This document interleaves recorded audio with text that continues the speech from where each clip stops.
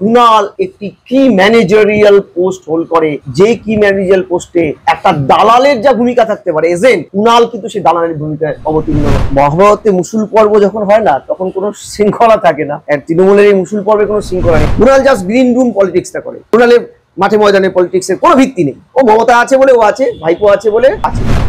এটা কিন্তু স্ক্রিপ্টেড হতে পারে, কারণ যদি না হয়ে থাকে এত বড় ঘটনার পরেও তৃণমূল দল থেকে আলটিমেট কোনো সিদ্ধান্ত নেয়নি।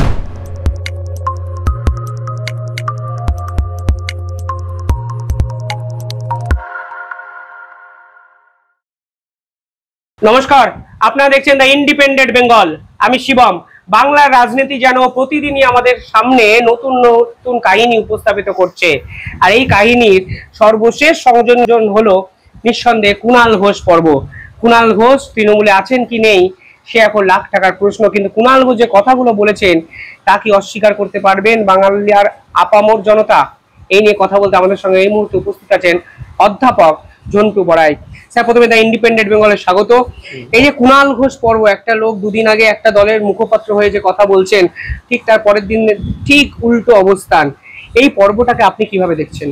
দেখুন, মহাভারতে মুসুল পর্ব যখন হয় না তখন কোনো শৃঙ্খলা থাকে না, আর তৃণমূলের এই মুসুল পর্বে কোনো শৃঙ্খলা নেই। আপনি বলছিলেন না শেষ, আমি বলছি এই শেষটা না শেষ হওয়া শেষ। এই যে পুরো স্ক্রিপ্টেড একটা পার্ট চলছে, এটা কিন্তু দেখুন মার্চের প্রথম সপ্তাহ নয়, 2013 সাল। খেয়াল করে দেখুন, এই রক্তদান শিবিরের সাথে কুণালের কিন্তু একটা দারুণ সম্পর্ক আছে। 2013 সালে আমার সদ্দূর খেয়াল পড়ে 20 সেপ্টেম্বর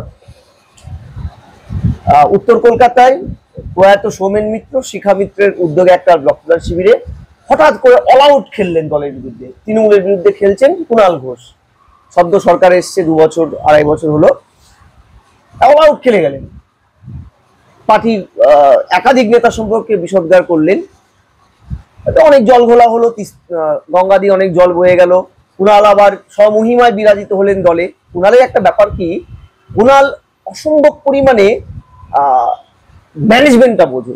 এই ধরুন মার্চ মাসের প্রথম সপ্তাহের চিত্রনাট্য দেখুন, হঠাৎ করে তার মানে অ্যাক্রস পার্টি লাইনের বাইরে গিয়ে হঠাৎ করে তিনি অল আউট অ্যাটাক করলেন সুদীপকে। আড়ালে আবরায় লোকে বলে যে অভিষেকপন্থী কুণাল নাকি অভিষেকের কথাটাকেই বাস্তবে রূপায়িত করলো, কারণ অভিষেকের অপছন্দের তালিকায় সুদীপ 1 নম্বরে ছিলেন। জাস্ট পলিটিক্যাল একটা কম্পালশন ছিল মমতা ব্যানার্জির, যে এই সুদীপ হচ্ছে মোদির খুব কাছের এবং সেন্ট্রাল এবং স্টেটের মাঝখানে যে ব্রিজ, সে ব্রিজের একটা দক্ষ কারিগর হচ্ছে সুদীপ। তাই 79 বৃদ্ধকেও কিন্তু মমতা বাধ্য হয়েছিল টিকিট দিতে। কিন্তু এই না দেওয়ার পিছনেও কিন্তু যে মমতার যেমন একটা লজিক ছিল, আবার এর অ্যান্টি লজিকও কিন্তু ছিল ভাইপো, মানে নব্য যিনি দলের এই মুহূর্তে, যার পাওয়ার পয়েন্টটা যেদিকে অনেকটা শিফটেড, মানে ক্যামাক স্ট্রিটের দিকে শিফটেড। কালীঘাট ক্যামাক স্ট্রিটে তো লড়াইটা চলছে এখন সাংঘাতিক লেভেলের, মুসুল পর্ব চলছে। এই জায়গাতে কিন্তু এই কুণাল, আমি যেটা বলছিলাম কুণাল দক্ষ ম্যানেজার, এই কুণাল কিন্তু এই মুহূর্তে ম্যানেজারের ভূমিকায় অবতীর্ণ হয়েছেন অভিষেকপন্থী হয়ে। এবং আপনি খেয়াল করে দেখবেন গতকাল একটা দলের মুখপাত্র, মানে ভাবুন একটা দলের মুখপাত্র, সে তার দলের বর্ষিয়ান নেতা দাঁড়িয়েছে ভোটে একটি কেন্দ্রে, এবং যার বিরুদ্ধে দাঁড়িয়েছে, মুখ্যত যার বিরুদ্ধে তার লড়াইটা, তার মঞ্চে গিয়ে রক্তদান শিবিরে তাকে পাশে বসিয়ে রেখে বলছে এই ধরনের আয়োজনে যাদের জনসংযোগ বেশি তারা আসতে পারে। অর্থাৎ তার নিজের দলে সেম সাইড গোল করলেন। সেম সাইড গোল শুধু করলেন না, তিনি তার দলের যিনি ভোটে দাঁড়িয়েছেন প্রার্থী, তার বিরুদ্ধে গিয়ে বলছেন কেউ ভোট লুট করবেন না, কেউ মানে চাপা ভোট দেবেন না। এই এত ভয়ানক একটা কথা বলার পরেও আপনি বলুন তো ইন্টারনাল ডাইনামিক্স কোন জায়গায় থাকলে পরে একটা দলের, যে দলের সর্বভারতীয় সম্পাদক যিনি বসে আছেন আসীন দলে, তিনি কোনো কথা বলেননি, দলের উচ্চ নেতৃত্ব থেকে কোনো কথা আসেনি। কে কালকে ইয়ে করেছেন তাকে দল থেকে, মানে তার সম্পাদক পদ থেকে, দলীয় সম্পাদক পদ থেকে তাকে সরিয়ে দেওয়ার চিঠিটা কে করেছেন? যে দলের কোথাও নেই। আপনি চিঠিটা ভালো করে দেখুন, ডিরেক্ট যে চিঠিটা করেছে, চিঠিটার নিচে কিন্তু ডিরেক্টের কোনো ডেজিগনেশন নেই। চিঠিটা হওয়ার কথা ছিল কার? সর্বভারতীয় সভাপতি বা অলঙ্কিত পোস্ট যিনি এই দলে, সুব্রত বক্সী, তারাও কথা ছিল। অর্থাৎ ব্যাপারটা কোথায় গিয়ে দাঁড়ালো যে দুটো ইয়ে দাঁড়াতে পারে, হয় দল তড়িহড়ি সিদ্ধান্ত নিয়েছে অনুশাসন কমিটি, তাই সঠিকভাবে থ্রু প্রপার চ্যানেল ব্যবস্থা নেওয়া সম্ভব হয়নি, একটা দিক হতে পারে, তাই তড়িহড়ি এই ধরনের একটা মিস্টেক। দ্বিতীয় হতে পারে পুরো চিত্রনাট্যটা তৈরি করা, ক্রিয়েটিভ। কেন আমি বলছি দ্বিতীয়টা? কারণ দেখুন, কুণাল ভাইপোর কথাতে সুদীপকে অল আউট অ্যাটাক করলো, করার পরে এই কুণাল কিন্তু নাড়ু এবং ওই যে কি বলে সন্দেশ খাওয়ার জন্য চলে গেলেন সুদীপের বাড়িতে, সব ক্লিয়ার করে চলে আসলেন, ভোল বদল করলেন। উনি তো আবার 24 ঘন্টার মধ্যে ভুলে যায়, ওনার নাকি শর্ট টার্ম মেমোরি। তারপরে সেই কুণাল আবার সুদীপকে ভোটের মাঝখানে অ্যাটাক করছেন। কেন করছেন? এটা কি একটা পলিটিক্যাল সেট আপ তৈরি করা? কারণ আমাদের কাছে একটা কিন্তু নির্দিষ্ট খবর আছে যে এই পুরো চিত্রনাট্যের পরেও কিন্তু কালীঘাটের সাথে ক্যামাক স্ট্রিটের বোঝাপড়াতে এই নবীন প্রবীণের দ্বন্দ্বটা কিন্তু সাময়িকভাবে কিছুটা হলেও মিনিমাইজ হয়েছিল। তাহলে হঠাৎ করে বাড়লো কেন? এই চিত্রনাট্যটায় আমার কোথাও যেন মনে হয় তাপসকে ট্র্যাপে ফেলা হলো বা বিজেপি ট্র্যাপে পড়লো। কেন?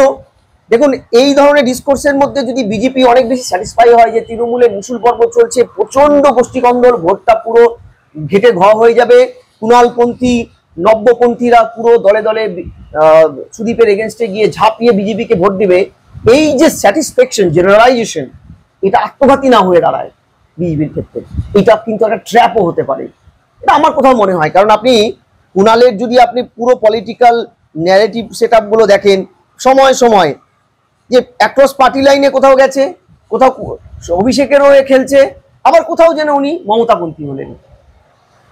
13 সাল থেকে আমরা এটা দেখে এসেছি। অনেকে আবার বলে তিনি ট্রজেন হর্স দলে, তিনি বলেন নাকি ট্রজেন হর্সের ভূমিকায় আছে।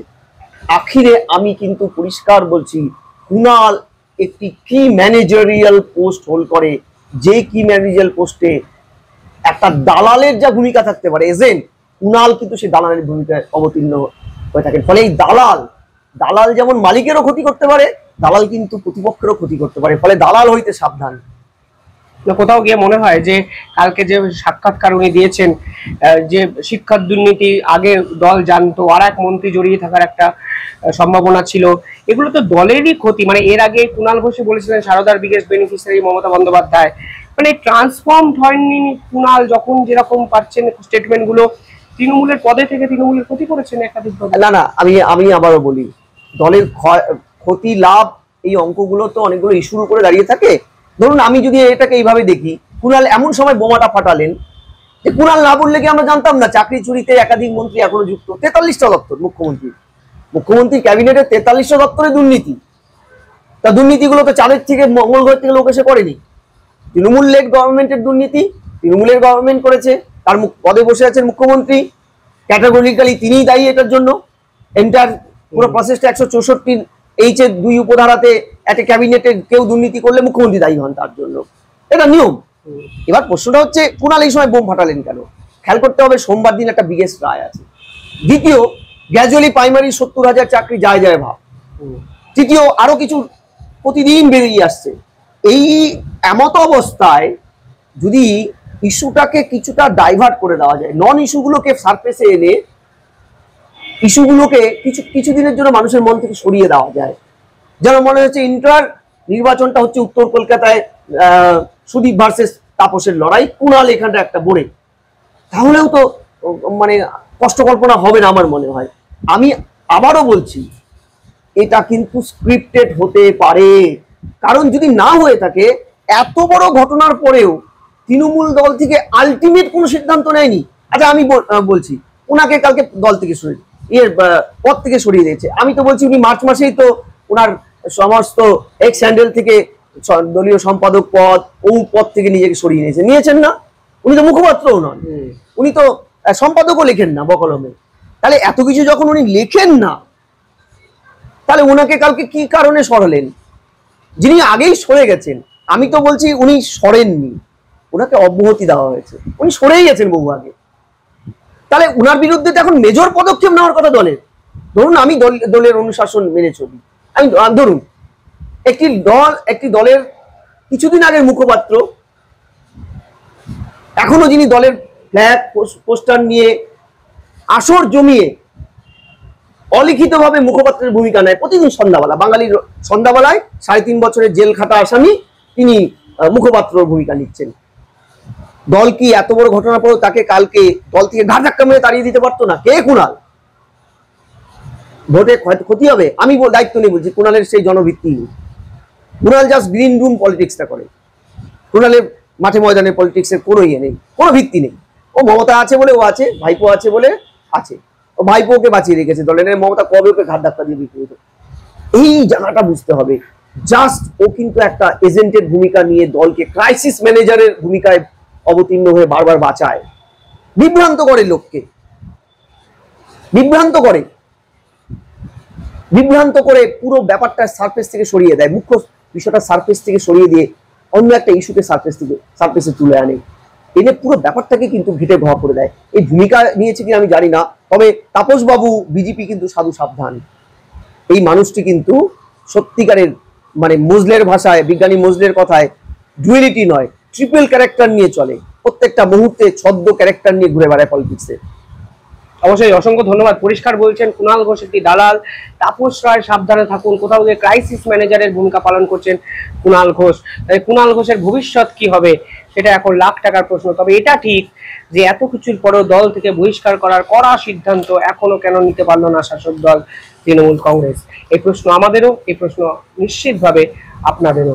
অসংখ্য ধন্যবাদ স্যার, ধন্যবাদ আপনাদেরও। আপনারা কি ভাবছেন নিঃসন্দেহে কমেন্টে জানাবেন। ধন্যবাদ।